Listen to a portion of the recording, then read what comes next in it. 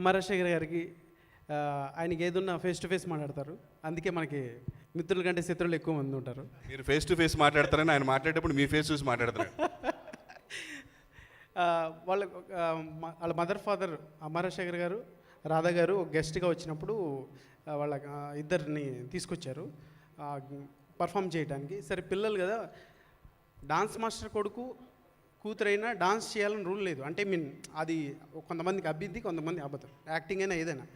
So నేను సరే వాళ్ళు ఏదో ఎప్పుడు కనబడలేదు, ఏదో చేస్తారని స్టార్ట్ చేసి ఒక మూమెంట్ చూశాక అసలు సాంగ్ మొత్తం దుమ్ము దులిపేశాడు. Only TV షోకే.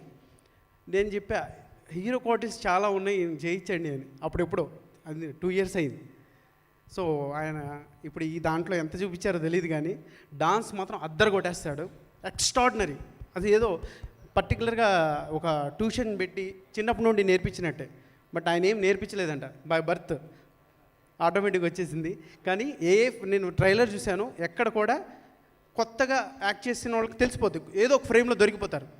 ఎక్కడ కూడా అది కనబడలేదు. అదిరిపోయింది. ఆల్ ది బెస్ట్ అమరాజశేఖర్ గారు. మీరు మళ్ళీ కమ్బ్యాక్లో ఎరగదీశారు. అసలు ట్రైలర్ ఎదిరిపోయింది. సినిమా నాకు తెలిసి నెక్స్ట్ లెవెల్లో ఉంటుంది. Thank you so much. So February 14th తలా.